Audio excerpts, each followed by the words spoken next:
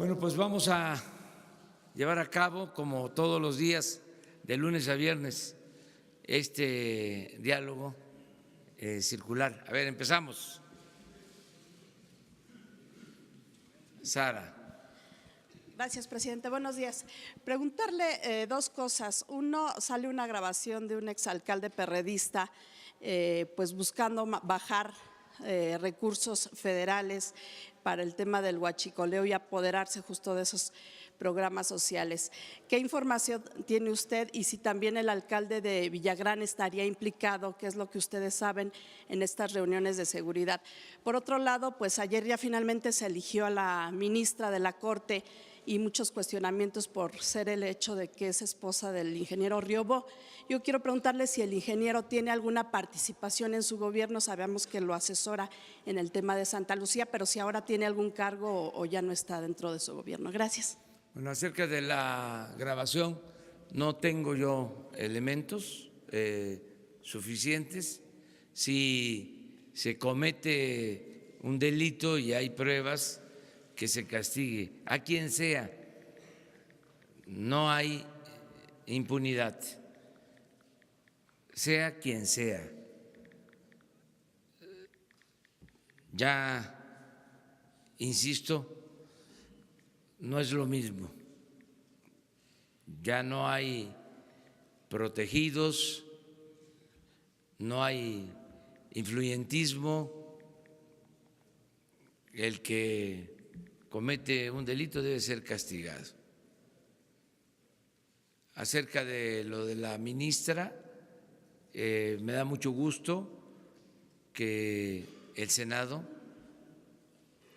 la haya elegido para ocupar ese cargo honroso, ser integrante de la Suprema Corte de Justicia de la Nación. Es una mujer con preparación, con méritos, egresada de la UNAM, de la Escuela de Derecho de la UNAM, con maestría, con doctorado. Se ha desempeñado en cargos también relacionados con el Poder Judicial, con áreas de administración de justicia, y celebro que se haya decidido por ella de manera democrática. Quiero decirles también, porque todavía hay la idea de que el poder de los poderes es el Ejecutivo y el presidente. Quiero decirles que esto ya cambió. No hay línea. La línea es que no hay línea. Yo envío, como lo establece la ley, las propuestas al Senado. Les advierto en algunos casos, inclusive a los que voy a proponer, cuando los invito, les digo, te voy a proponer, pero no me voy a meter. Van a ser los legisladores, como lo establece la ley, los que van a decidir. Si aceptas así, adelante. A nadie le digo, vas a estar en la terna y eres mi preferida o mi preferido, y habla con tal senador que él te va a ayudar. Ya hablé yo con ese senador, ya le di indicaciones. Todavía más burdo, decían, ya lo instruí. Eso no, eso ya se terminó. Entonces, son los senadores los que resuelven. Y en el caso de estos nombramientos, estoy enterado, informado, porque me llega la noticia de que en el grupo de legisladores de Regeneración Nacional, cuando se tiene que tomar una decisión, que es el grupo mayoritario, hay una elección previa. Y el que gana la previa es el que es impulsado. Y no es obligatorio, porque puede votar a alguien a favor de un precandidato o precandidata a un cargo y luego ya en la votación general mantiene su postura o la cambia.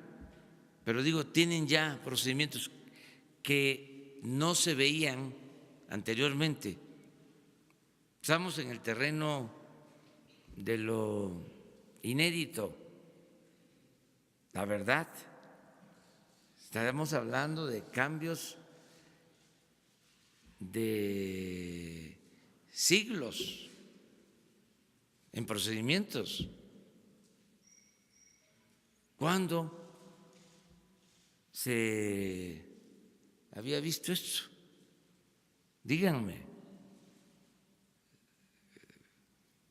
¿en qué tiempo un presidente enviaba una terna y no había un preferido o una preferida? ¿Cuándo? Nunca. Puede ser que en el maderismo, desde luego en la época de la República restaurada, la época de Juárez, de Lerdo,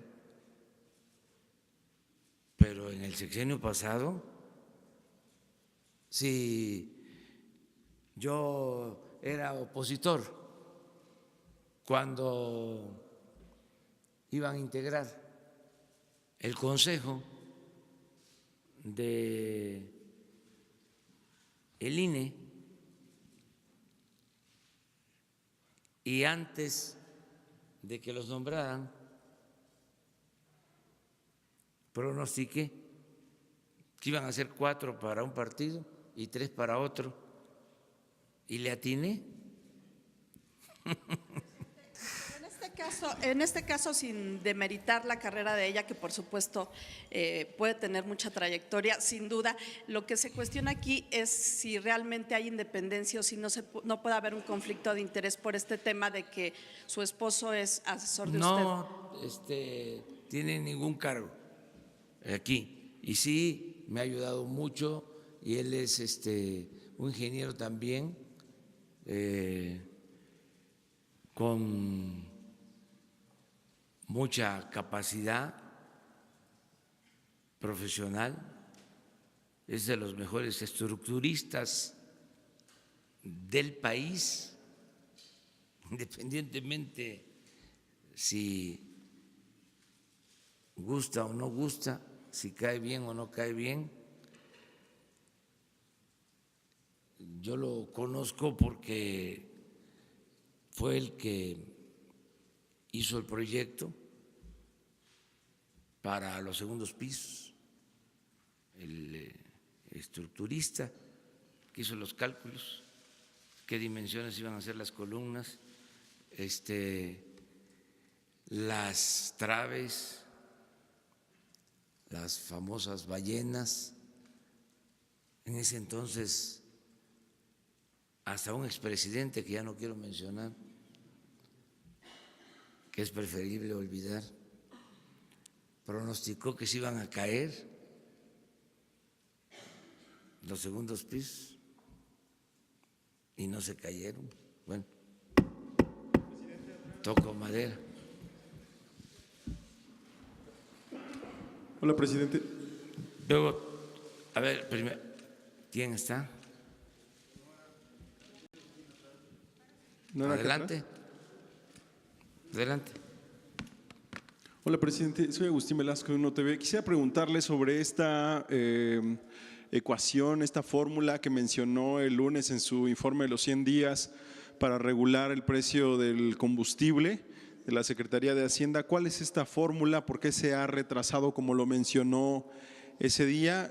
Tengo tres preguntas. Esa sería la primera. La segunda es acerca de funcionarios, exfuncionarios de la Sedesol, que ahora han pasado al Banco del Bienestar, funcionarios ligados con Luis Miranda Nava, quien era el exsecretario de Desarrollo Social, y ahora están pues bueno, colaborando con el Banco del Bienestar. Específicamente le menciono los nombres, serían Samuel Toledo Córdoba, y también estaría colaborando bueno, él es uno, y también Lázaro Moguel, que serían los dos ex colaboradores de Luis Miranda Nava que estarían ahora en el Banco del Bienestar. Y finalmente, presidente, ayer la Universidad Jesuita de Guadalajara publica un estudio acerca de una red coordinada de simpatizantes del presidente, de usted, que han pues bueno, implementado estrategias para atacar a la prensa cada vez que sienten que se le está cuestionando de manera injustificada.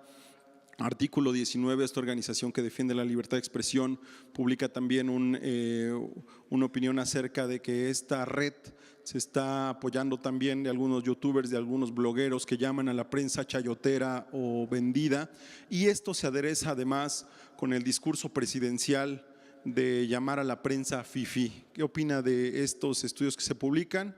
Y pues bueno, esas serían mis tres preguntas. Gracias. Bueno, la primera es sobre los precios de los combustibles. Yo hice un compromiso en campaña que voy a cumplir, como todos los compromisos, y consiste este compromiso en que no va a haber aumentos en términos reales en el precio de gasolinas, diésel, gas, luz. Entonces, estamos definiendo el mecanismo para que si por aumentos en el precio de las gasolinas que se compran en el extranjero, porque estamos comprando nada más de gasolinas 600,000 barriles diarios. Entonces, fluctúa el precio internacional. Entonces, si sube el precio internacional, Pemex tiene que aumentar el precio a los distribuidores, y esto desde luego impacta en el consumidor final. Entonces estamos buscando cómo ajustar ese aumento. Existe el IEPS, que es el impuesto a las gasolinas, y existen otros mecanismos. Ya estamos resolviéndolo. Dije en el informe que aumentó por encima de la inflación en este periodo la gasolina magna, el diésel, la luz, y tenemos que ajustarlos. Se está trabajando con este propósito. Lo importante es que vamos a cumplir en todo este año. Si tenemos una inflación de 4.8, que es lo que llevamos hasta ahora, abajo de la inflación del año pasado, ¿sí? 4.8 anualizado, o sea, claro. Entonces, eso sería solo el aumento en los combustibles, porque si no se hace ese ajuste inflacionario, entonces estaríamos en términos reales bajando los precios. Entonces, mi compromiso es no aumento en los combustibles en términos reales, y estamos definiendo el mecanismo para eso. Lo segundo, los colaboradores sí, de Luis Miranda. tomamos nota, ya se ha definido, nadie que haya estado en dependencias y que tenga participación en actos de corrupción va a trabajar en nuestro gobierno. Entonces, por más que cambien, que pasen de una secretaría a otra, así como está sucediendo en este momento, que ustedes están haciendo esta denuncia y les agradecemos mucho, y hablo de ustedes para no personalizar y que no vaya a haber represalias en contra de nadie. Además somos todos, y así nos debemos de proteger, ¿no? Para que siga fluyendo la información. Entonces, en estos casos se revisa y si hay pruebas, se actúa. Desde luego no se pueden cometer también arbitrariedades, siempre se puede saber, hay manera de enterarnos del comportamiento de cualquier servidor público, ¿no?, de cualquier funcionario. Pero no vamos a reciclar a funcionarios que tienen malos antecedentes. No pueden pasar de una secretaría a otra siendo los mismos que permitieron actos de corrupción o demostraron ser muy ineficientes. Imagínense que en Hacienda sigan los mismos tecnócratas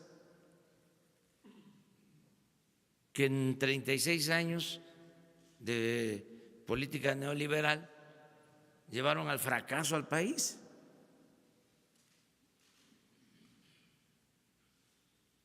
¿Cómo?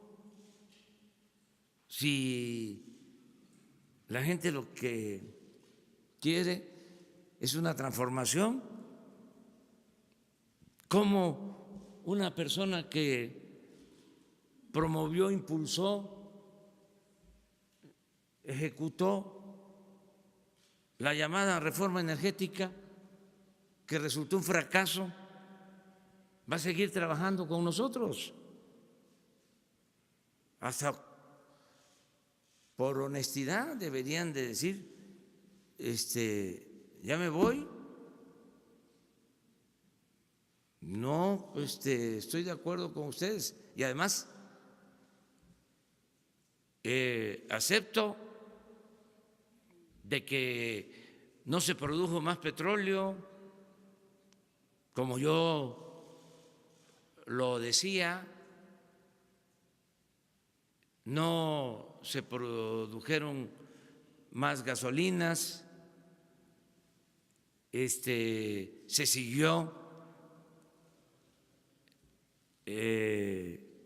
arruinando la petroquímica, aumentó el precio de los combustibles, hubo menos inversión pública y privada, se endeudó Pemex, se endeudó la Comisión Federal de Electricidad.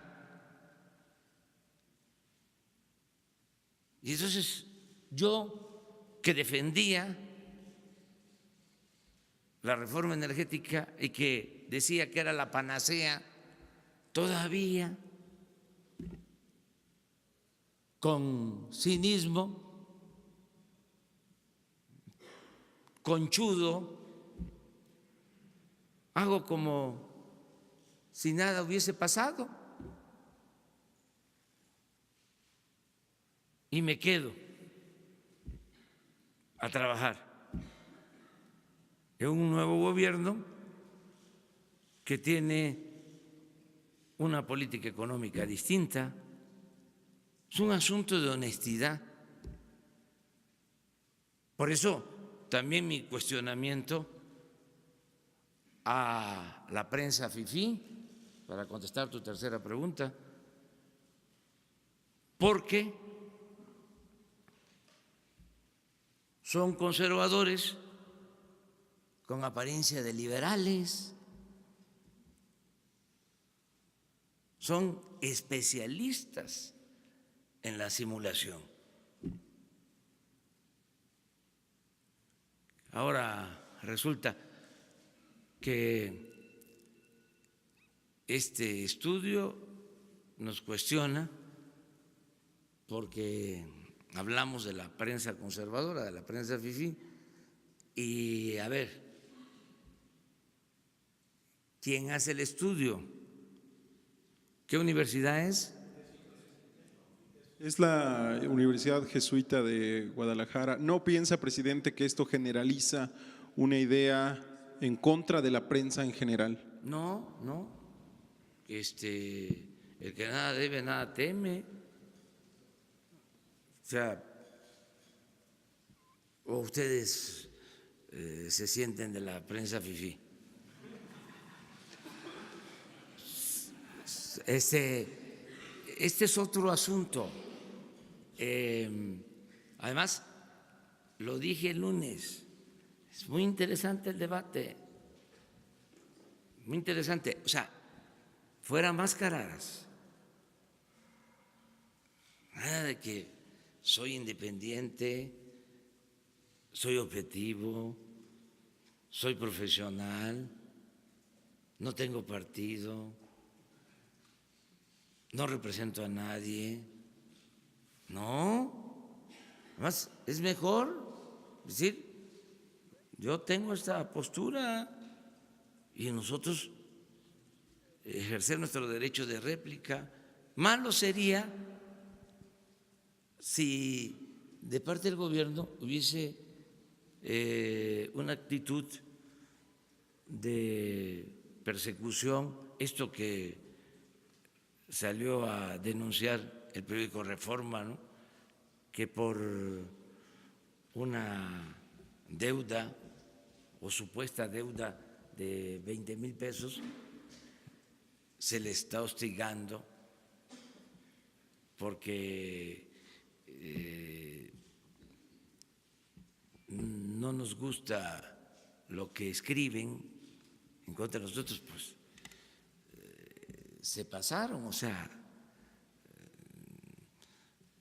fue demasiado. Nosotros no vamos nunca a faltarle el respeto a los medios, mucho menos a perseguir a nadie, a coartar la libertad de expresión, de manifestación de las ideas. Lo único es que sí vamos a ejercer nuestros derechos de réplica.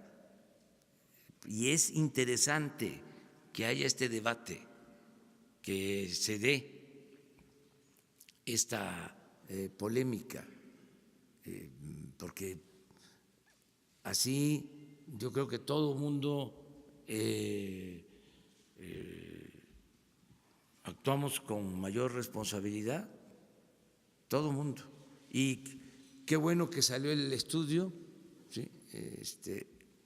De esta universidad, pero no es cierto.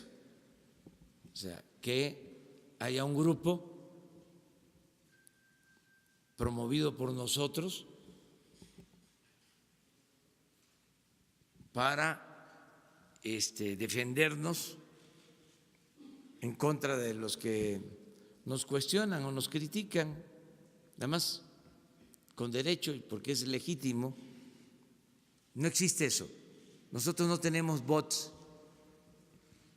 Ese es el tema o uno de los temas con el conservadurismo. ¿Saben cuál es la verdadera doctrina de los conservadores? La hipocresía. Todo lo que ellos hacen, piensan que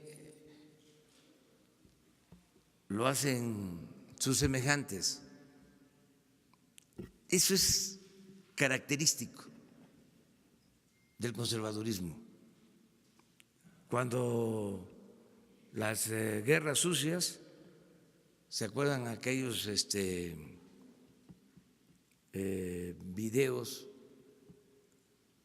del populismo?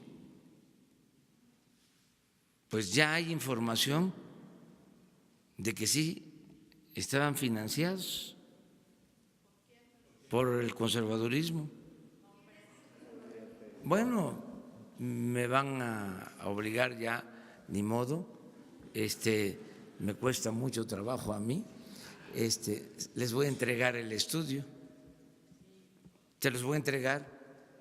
¿Se acuerdan aquellos que fueron? Es un documental, El populismo en el mundo, el populismo, segundo capítulo, en Argentina con Perón, el populismo en Venezuela y el populismo en México, ¿no? Con ya saben quién. Entonces, ¿se acuerdan de ese documental? A lo mejor aquí ya no lo podemos pasar, pero ahí lo recomiendo que lo vean. Pues ya se probó de que fue financiado por un grupo y aquí del país. Se pagó a una empresa para hacerlo. Entonces, que conste que ustedes lo plantearon. Señor, ya había comentado acá, sí. Señor presidente, son 3 preguntas. La primera, publicamos hoy una entrevista con el presidente del INAI, con el señor Francisco Javier Acuña. Él dice que hay un riesgo de, y eso lo dice él, hiperpresidencialismo, si es que los órganos autónomos se les sigue criticando desde esta tribuna. Su opinión acerca de esta consideración que dice el señor presidente del INAI a través de esta entrevista. La segunda, se emitió una suspensión provisional en Chihuahua por parte de un juez a las medidas del gobierno federal para retirar los recursos, a las estancias infantiles. Piden que se regrese al esquema anterior. Si nos puede también hacer un comentario acerca de esta definición de este juez y qué va a hacer el gobierno en este caso, si se va a acatar esta suspensión. Todavía sigue el proceso de juicio, de amparo evidentemente, pero mientras, ¿qué va a hacer el gobierno ante esta suspensión provisional? Y la tercera, señor, aquí habíamos comentado hace unos días acerca del delegado especial en Veracruz, que es el caso que documentamos varios, que estaba recibiendo un salario superior al suyo.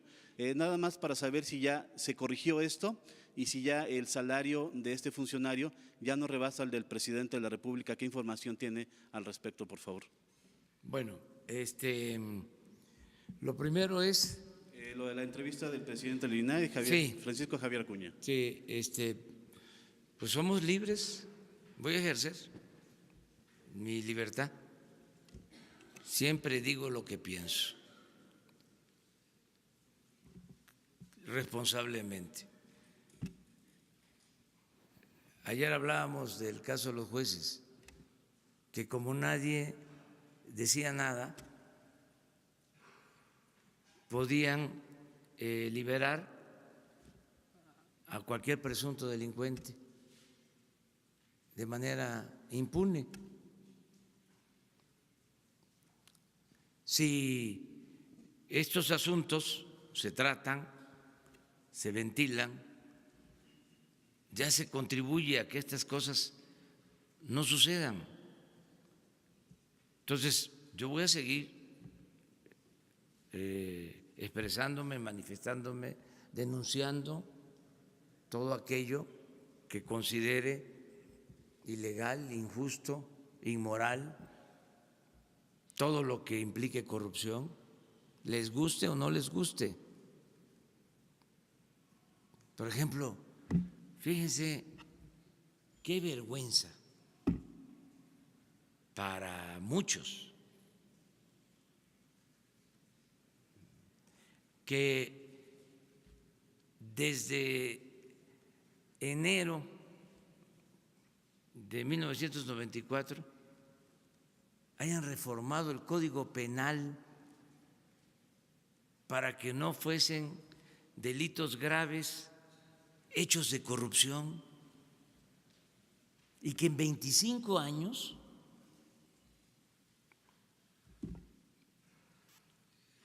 se consideraran como no delitos graves hechos de corrupción. ¿No les parece vergonzoso? Y en ese tramo se crearon todas estas instituciones. ¿Cómo se llama esta? El Se ha INAI. referido en ocasiones al INAI. ¿Pero cómo se llama? ¿Cuál es sus...? Instituto Nacional de Acceso a la Información y Acceso a la Información. Sí. Imagínense, qué nivel de simulación en este periodo, que no era delito grave la corrupción, se creó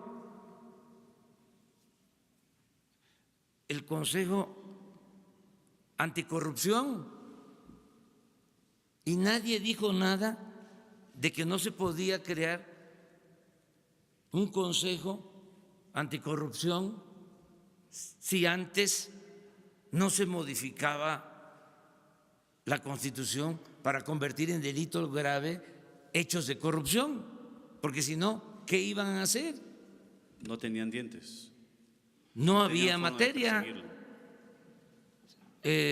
Hablamos de cómo los que han sido detenidos por corrupción le tienen que dar la vuelta y los tienen que acusar de lavado de dinero.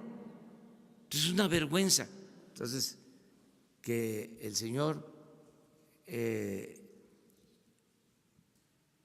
entienda que ya no se puede seguir con lo mismo, se acabó la simulación, no se puede. ¿Saben de dónde surge esto? ¿De dónde viene este régimen simulador? El artífice de la política de la simulación fue Porfirio Díaz. Porfirio Díaz tenía la máxima de que la Constitución se cumplía o se respetaba en la forma para violarse en el fondo. Entonces, todo era formalidad. Nunca dejaba de cumplirse con las formas. Todo era escenográfico,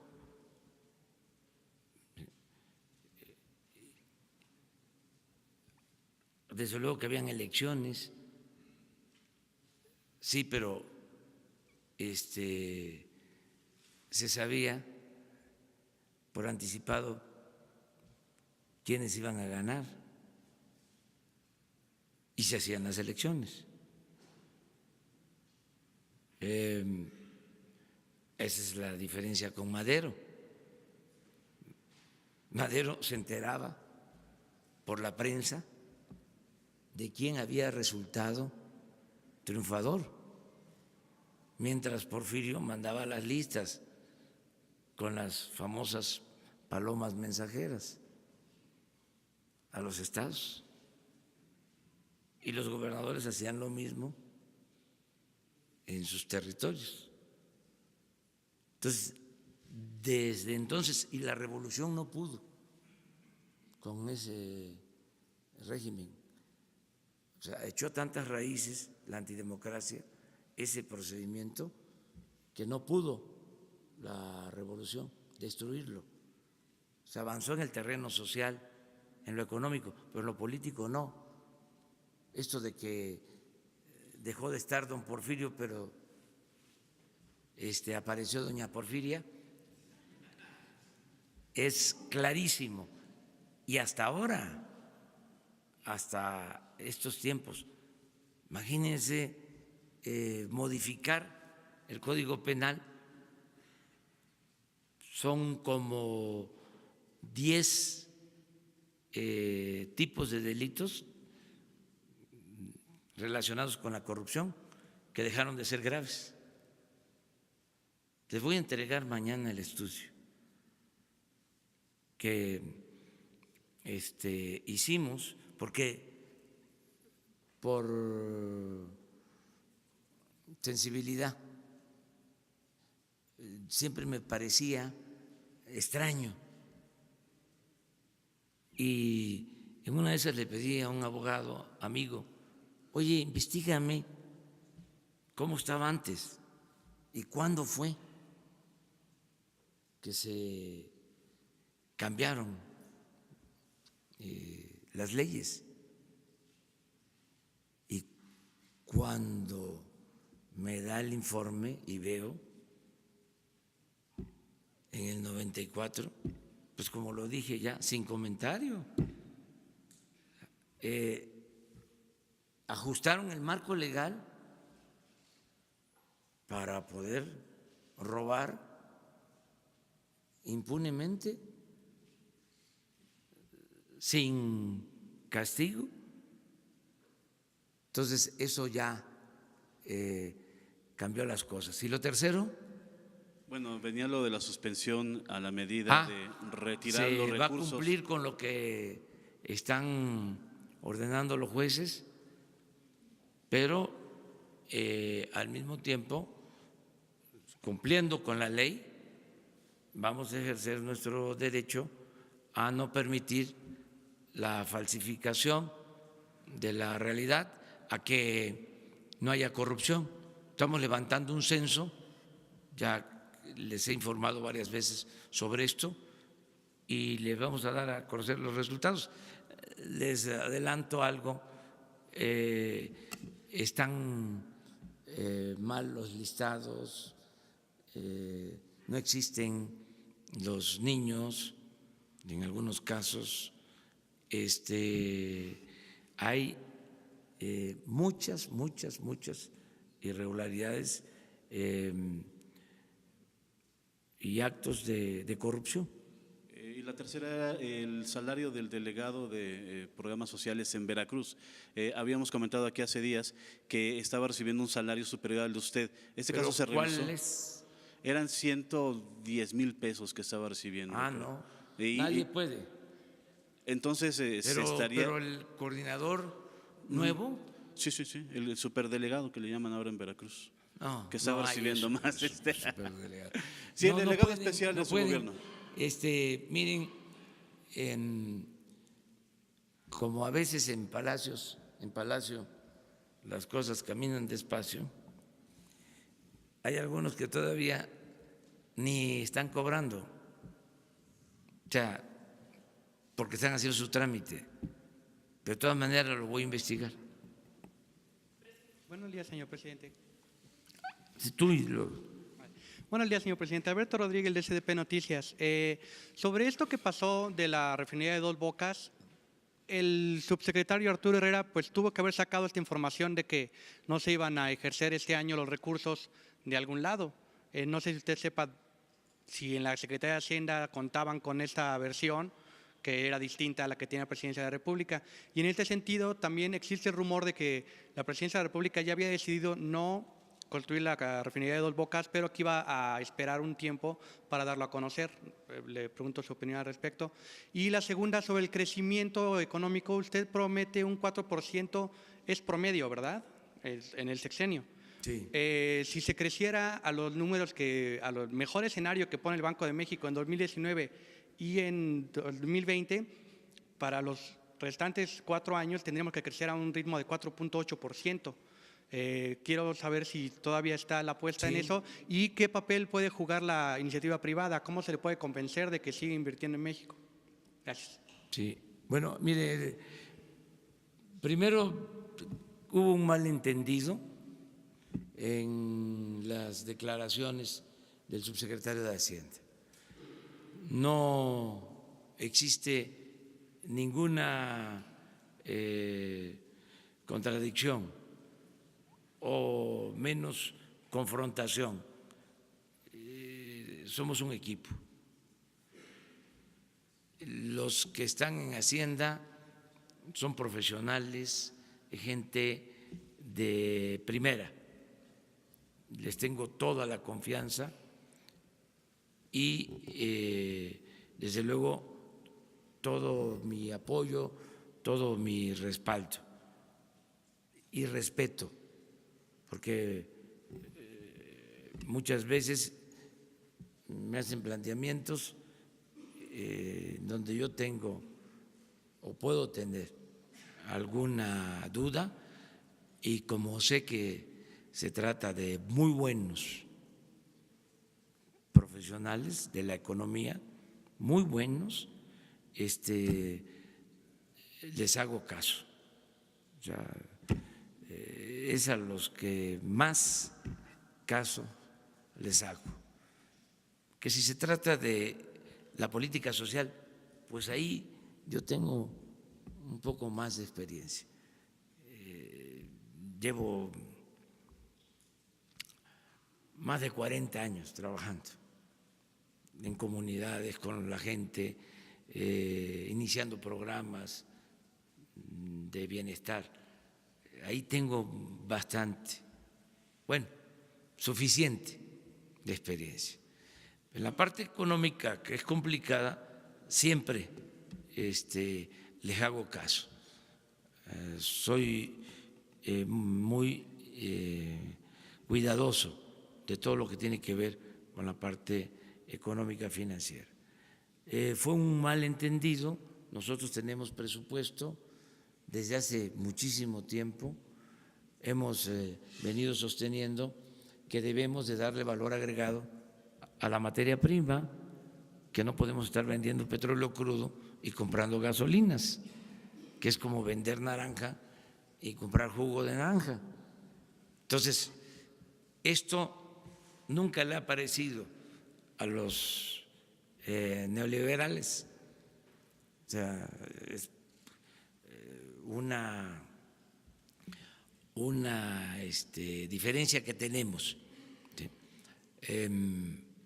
Porque ellos apuestan más, ¿sí?, a que se venda el petróleo crudo, y que como vivimos en un mundo globalizado, pues eso decía Aspe desde la época de Salinas, se puede comprar afuera lo que se necesite.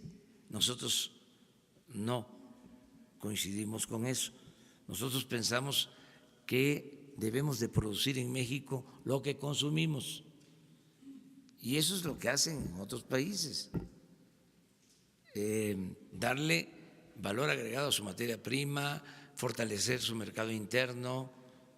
Esas son diferencias que tenemos. Entonces, sí queremos refinar. Lo que pasa que con la situación en que dejaron el país y al sector energético, pues ahora tenemos que producir petróleo, tener materia prima para poderla procesar, para poderla refinar y convertirla en gasolinas. Pero sí vamos a eso, vamos a la autosuficiencia, a que no se compre gasolina en el extranjero. Entonces, por eso la rehabilitación de las 6 refinerías y la construcción de la nueva refinería de Dos Bocas. Y está en el presupuesto de este año, 50,000 millones de pesos están presupuestados con ese propósito. Quedamos que en 3 años la vamos a terminar para utilizar todo el petróleo que se produce en la sonda de Campeche y en los campos petroleros de tierra de Tabasco, de Veracruz, y refinar ese petróleo en Dos Bocas. Se escogió Dos Bocas porque esa es una terminal que se utiliza para mandar petróleo crudo al extranjero. Por ahí salen alrededor de 1 millón de barriles diarios al extranjero por Dos Bocas. Entonces, como están las instalaciones, ahí es el sitio más adecuado para construir la refinería. Entonces, sí vamos a construir la refinería. Lo otro que planteabas. Sobre el crecimiento y sobre cómo convencer a los empresarios de que inviertan para llegar a esa meta. El crecimiento, está creciendo la economía poco y va a ir creciendo cada vez más. ¿Sí? Y el promedio es 4% como meta en el sexenio, lo que significa que vamos a crecer cada vez más. No es una meta inalcanzable. Se nos olvida que antes del periodo neoliberal traíamos crecimientos mayores al 4% anual. Desde los años 30 hasta el 82, 50 años, México creció a una tasa promedio anual del 6%. 50 años, 5 o 6%. Lo mejor fue el llamado periodo del desarrollo estabilizador con Ortiz Mena, 6%, además sin inflación, sin devaluación. Tuvimos una economía más estable que la de Estados Unidos. Entonces, 6%. Llegan estos sabiondos con sus fórmulas aprendidas u ordenadas desde el extranjero, cambia la política económica, empiezan a transferir bienes de la nación a particulares y el crecimiento en 36 años, 2%, un rotundo fracaso, porque si descontamos el aumento en la población en estos 36 años, el resultado es prácticamente 0 crecimiento económico. Entonces, ¿cómo no vamos a poder lograr el doble de lo que ellos hicieron en 36 años? Ahora, ¿cómo se va a hacer? Eso es muy interesante. Primero, ellos no toman en cuenta que la corrupción inhibe el crecimiento. La corrupción impide el crecimiento. Ellos no consideran esa variable, primero. Segundo, ellos no promueven el desarrollo, no promueven el crecimiento. En sus lecciones no aparece lo de la promoción del desarrollo. Ellos dan por hecho que si se ajustan variables macroeconómicas, ¿sí?, solo la mano invisible del mercado lo resuelve todo. Nosotros no estamos de acuerdo con eso. O sea, nosotros apostamos a promover el desarrollo. ¿En qué consiste esto en la práctica? Que si hay una empresa que está a punto de quebrar porque está siendo hostilizada por excesivos impuestos y se va a cerrar y van a quedarse sin trabajo, ¿sí?, 500, 600 trabajadores, hay que irla a ver y hay que ir a ver cómo se resuelve el problema. Para un tecnócrata eso no, eso es peccata minuta. Ellos andan acá, en las alturas. Entonces, cuando se promueve el desarrollo es estar muy pendiente a que Walmart va a invertir en México. Pues hay que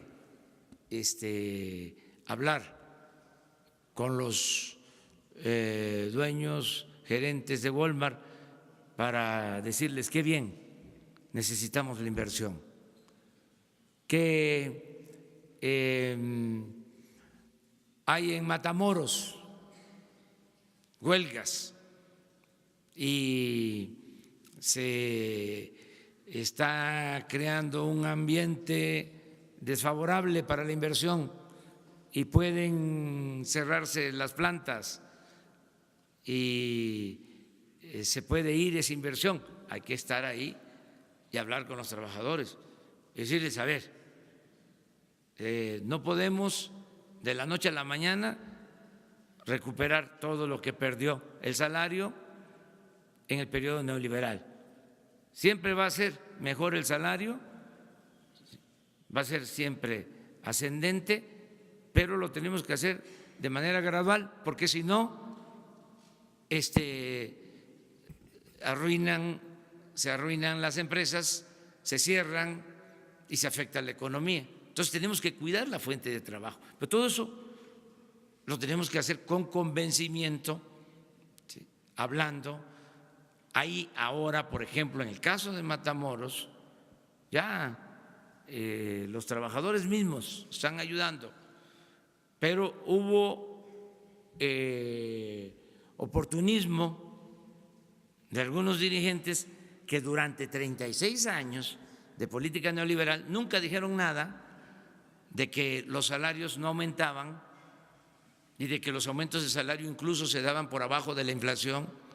Y ahora que por nuestro movimiento, el movimiento de todo un pueblo, se consigue que aumenten los salarios, ellos se montan, ¿no?, y quieren sacar raja.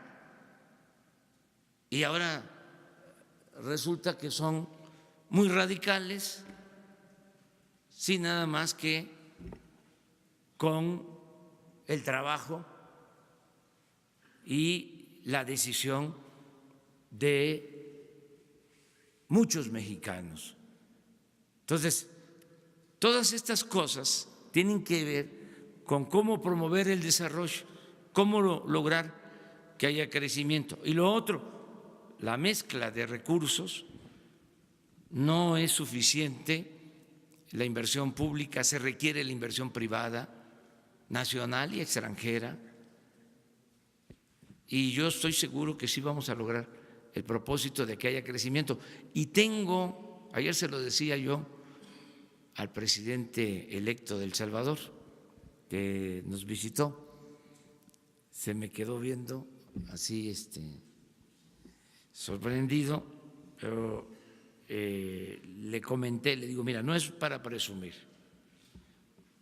pero yo aspiro a que antes de que termine el sexenio ya no tengan que ir los mexicanos a buscarse la vida a Estados Unidos, porque va a haber suficiente trabajo aquí. Y entonces nos van a pedir, a eso aspiro, convenios especiales para que vayan trabajadores. Entonces, sí va a haber crecimiento y eso es lo que va a permitir que haya empleos.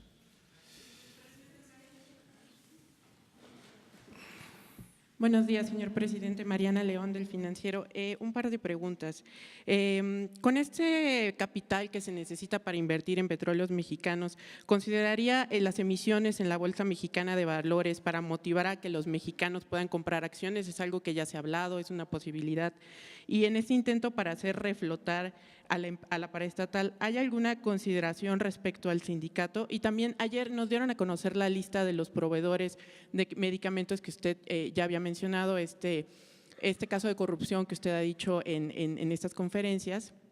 Pero vemos también que muchas de estas empresas tienen contratos de duración de 1 año, que los últimos fueron firmados en diciembre al final de esta administración y que tienen una duración de este año.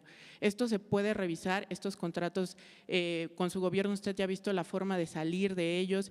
Y también, ¿qué denuncias están haciendo? ¿Qué denuncias ya se hicieron? ¿Y cómo va el procedimiento de investigación en la Unidad de Inteligencia Financiera? Gracias. Sí, miren, en el caso del petróleo se va a informar el día 18. Lo dije también el lunes, hay presupuesto suficiente, hay inversión en Pemex, creció la inversión con relación al año pasado en más de 40% en Pemex. O sea que no falta dinero, no nos hemos endeudado. Es la primera vez en mucho tiempo que Pemex, entrando un gobierno, no solicita crédito. La primera vez, y se los vamos a demostrar. O sea, tenemos finanzas públicas sanas. Sin embargo, no descartamos otras opciones, otras alternativas. Lo que tú estás preguntando, la posibilidad de que puedan haber bonos de participación de inversionistas En la Bolsa Mexicana. en la bolsa. No lo descartamos, pero no hay necesidad de financiamiento. Hay presupuesto suficiente para Pemex. Eso es lo que puedo yo comentar. ¿Y qué se le pediría al sindicato en esta lógica, en esta revisión que ha hecho? ¿Qué ayuda podría dar el sindicato? Lo mismo, como todos los sindicatos, que haya racionalidad, que se defienda a los trabajadores, porque esa es la función de un sindicato, proteger, defender a los trabajadores, pero que se haga con equilibrio, de acuerdo a las posibilidades de las empresas, y Pemex no puede ser la excepción, tiene que tratarse de la misma manera. El otro asunto que… Sobre los medicamentos, muchos de estos contratos tienen duración de 1 año y se firmaron en diciembre, el 6 de diciembre fueron los últimos. Mire, se firmaron algunos en diciembre para duración de 6 meses, nada más, porque venía el cambio de gobierno y no nos podíamos quedar sin medicinas, pero fueron por 6 meses. Eso es importante que se sepa. Lo otro es que independientemente de denuncias de corrupción, lo que resulta totalmente irregular es que 3 empresas vendan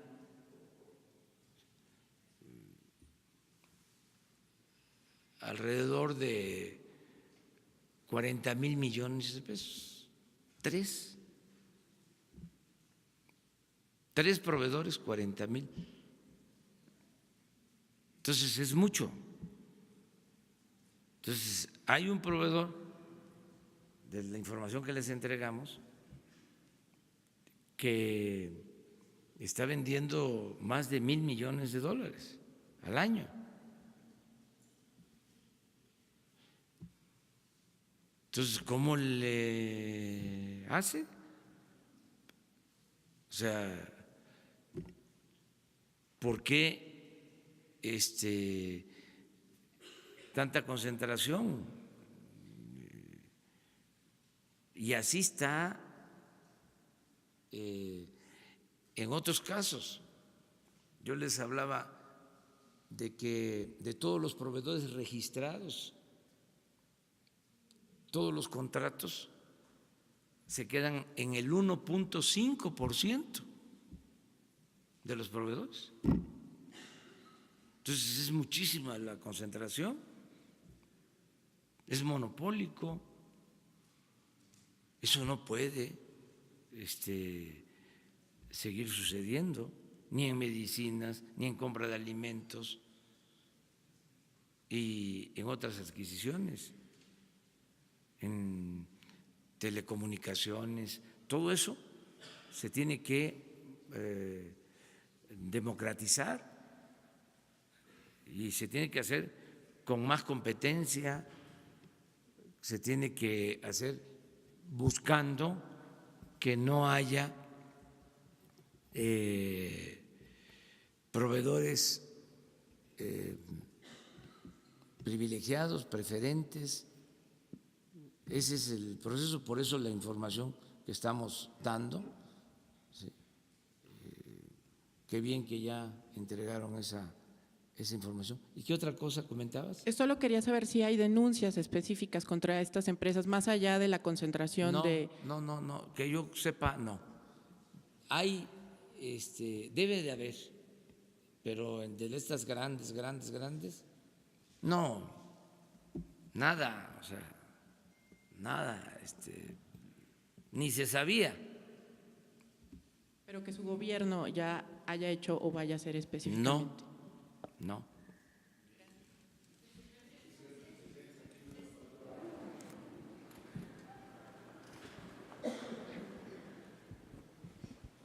Presidente, muy buenos días. Vicente Serrano de Sin Censura.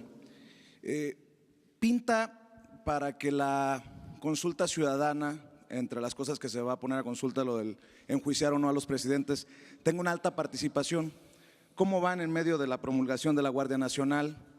¿Cómo van rumbo a la consulta en medio de hacer grave el delito de corrupción? ¿Para cuándo? ¿Cómo?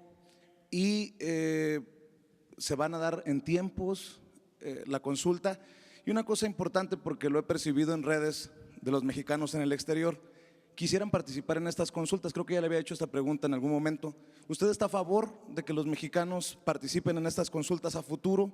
¿Ha pensado en un mecanismo, entendiendo que no hay voto electrónico? Y si me permite, porque algunos medios que estamos presentes aquí fuimos señalados en el estudio del ITESO que señalaba un colega. Usted, perdón que se lo vuelva a insistir, tiene en sus manos también aclarar muchas cosas con la lista de los medios beneficiados el sexenio anterior, esa lista que se ha reservado. ¿No sería un buen momento para darla a conocer nuevamente? Porque dicen por ahí que el león piensa que todos son de su condición y no todos somos iguales. Muchas gracias, señor presidente. Sí, mañana o pasado, creo que mañana, se va a dar el informe sobre lo de las reformas a la Constitución, sobre la aprobación de la reforma para la creación de la Guardia Nacional, la de extinción de dominio, que es muy importante esa reforma, porque era lo mismo. Al corrupto, al que se dedicaba a la delincuencia, no se le quitaban los bienes, o era muy difícil hacerlo. Ahora todo esto se va a simplificar y vamos a crear una institución especial para que todos los bienes de corruptos y decomisos, expropiaciones a organizaciones criminales, todo lo que se confisque, se expropie a corruptos y a quienes se dedican a la delincuencia, va a entregarse a la gente con un mecanismo también expedito. Se les va a devolver de inmediato. Queremos que si a un político se le decomisa dólares, han habido casos, o cualquier otro bien, que esta nueva institución informe y destine ese fondo a un hospital, a una escuela, ¿sí?, a un asilo, a la construcción de una obra, y que se sepa que es fruto de lo robado la construcción de esa obra. Esa es una institución especial para eso. Porque ¿qué sucede? Hay decomisos, no se sabe dónde quedan las cosas que se obtienen. ¿Se acuerdan ustedes de aquel caso de un chino mexicano que fueron dólares? Sí, se separó ese dinero, pero la gente cuando menos no supo qué pasó. Entonces ya no va a ser así. Entonces, esto por lo de la reforma de extinción de dominio. Y también se va a informar sobre la reforma de convertir delitos graves, corrupción, robo de combustible, fraude electoral.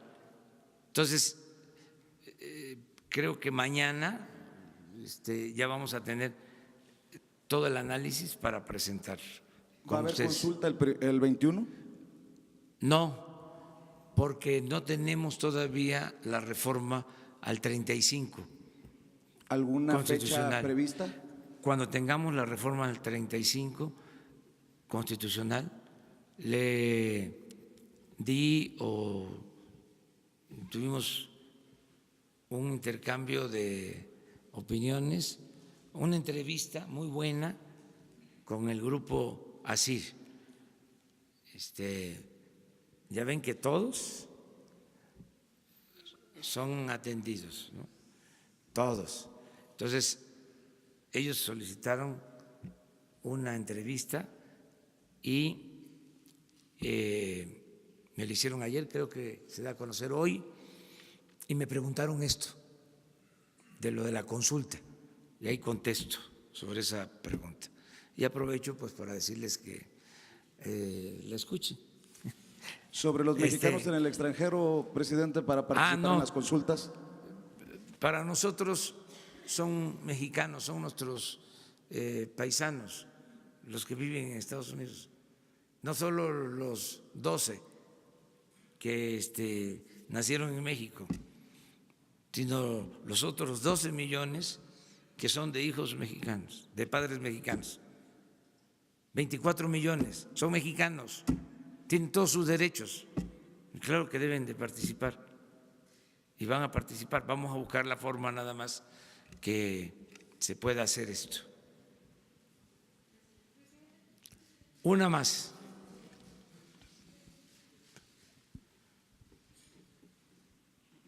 Marco Antonio Olvera, corresponsal de Radio Latino California aquí en México, señor.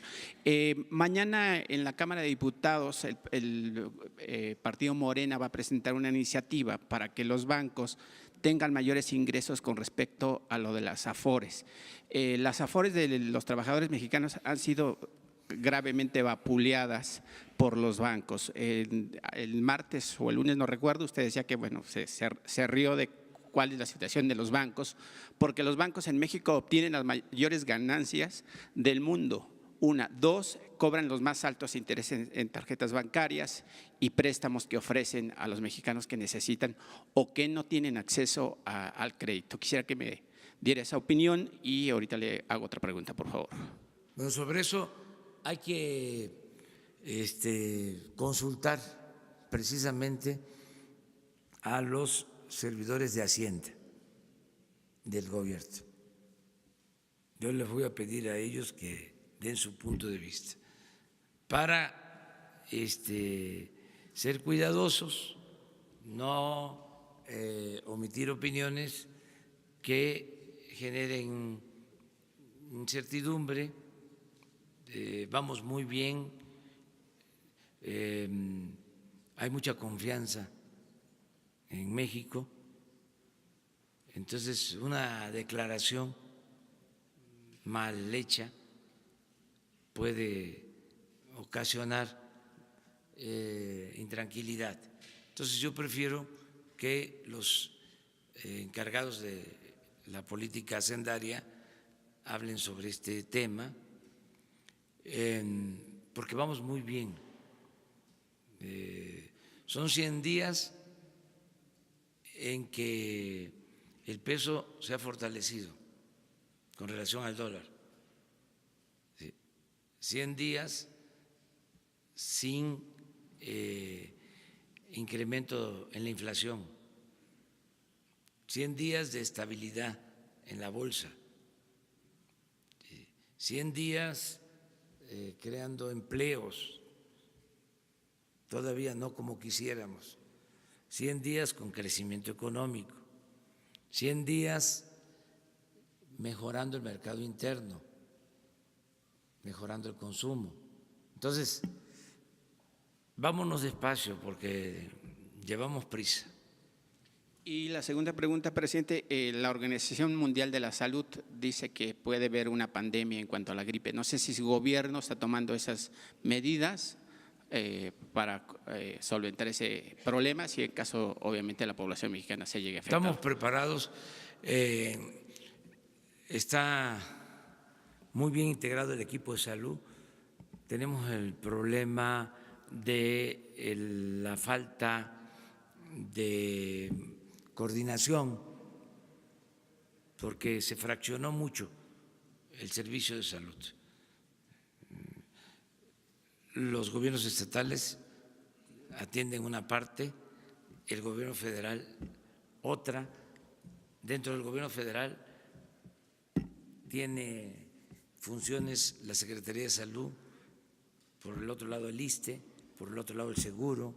Entonces lo que estamos buscando es la integración del servicio de salud y cuando menos que haya dos grupos de población preferente, los que tienen seguro, los derechohabientes, los que tienen la seguridad social y los que no tienen seguridad social, los que no están inscritos ni en el ISSSTE ni en el Seguro. Entonces, nada más dos grupos. Y al grupo que no tiene acceso a la seguridad social, que no es derechohabiente de una institución, a ese grupo garantizarle atención médica y medicamentos gratuitos, el derecho a la salud. Y estamos preparados para cualquier contingencia. Okay. Y una última pregunta, presidente, si me lo permite. Hace abordó un poquito sobre el tema de los sindicatos. Los sindicatos se consolidaron gracias al trabajo de los trabajadores, perdón por la palabra reiterativa, y el tema de miles de muertos, porque se costaron vidas consolidar los sindicatos. Sin embargo, hoy en día los sindicatos en México son un barril sin fondo, porque han sido corruptos desde sus cúpulas que los liderean hasta los más abajo. Hoy he visto en diferentes sindicatos, he leído que hay trabajadores que de los 365 días del año solamente trabajan 100 al año y con unas canonjías innombrables, o sea, tienen prestaciones que porque se enfermaron, que porque X, Y, Z. ¿Cómo va a llevar esa fuerza de trabajo de los sindicatos hacia la cuarta transformación? Porque deben de colaborar, porque están viviendo del erario del país. Presidente, si me da una respuesta. Sí, democracia sindical, los trabajadores tienen que ayudar a que se democraticen los sindicatos, que haya transparencia, el manejo de cuotas, que se aclare cuánto cobran de cuota a los trabajadores, sobre todo si se manejan esas cuotas con transparencia, con honestidad. Todo eso se tiene que ir viendo, desde luego respetando la autonomía de los sindicatos, pero la cuarta transformación implica también democracia sindical. Ayer recibí al secretario general de la CTM y me estoy reuniendo con dirigentes sindicales, como me estoy reuniendo con representantes de todos los sectores. Es parte de mi agenda diaria. Y en el caso de los sindicatos, es decirles que el gobierno no va a tener sindicatos predilectos, que no va el gobierno a intervenir en la vida sindical, que no va a imponer a dirigentes, que corresponde a los trabajadores decidir sobre sus dirigentes. Lo que estamos pidiendo, en efecto, es que haya transparencia, que haya honestidad, que se represente con dignidad a los trabajadores. Entonces, en eso estamos. Yo espero, yo tengo confianza de que van a cambiar las cosas. Hoy tengo asuntos, pero aquí Jesús les dice. Sí, Jesús les va a comentar. Muchas gracias, nos vemos mañana.